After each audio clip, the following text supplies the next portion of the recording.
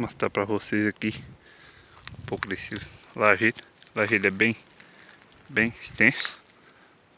Subir um pouco ali pra mostrar pra vocês. Aqui tem um pé de um buraninho. Tem espécie de palma aqui, um cacto. Pé de um burano. Um cupinzeiro ali. Vou mostrar pra vocês o lajedo aqui. O lajedo é um pouco extenso. Bem grande mesmo. Nossa, pedra aqui foi arrancada há algum tempo atrás.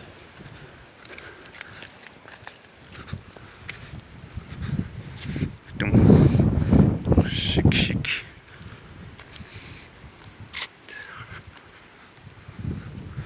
Mas aqui tem um mandacaru azul. Tem um pé de um buzeiro.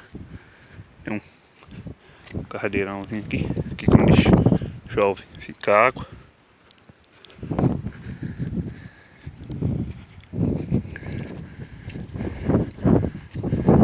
Aqui tem um aqui tampado de garrancho. Tem até água dentro. Não sei se dá pra vocês verem. Isso aqui foi o pessoal que tampou de garrancho, que há muitos anos atrás caiu o gado aqui dentro. Quando o pessoal viu, já tava morto. O cadeirãozinho é bem profundo. O pessoal tampou de garrancho. Tá mais pra vocês. Aqui tem um pé de burano. Chique. Tem um pé de um buzeiro. Um bonsai. Chique aqui. O lajedo é bem extenso, bem grande mesmo. Vou descer um pouco aqui para mostrar para vocês.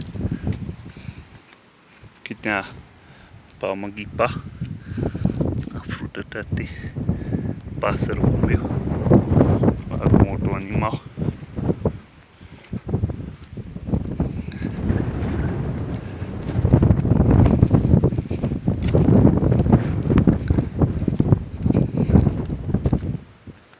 E quando chove é bem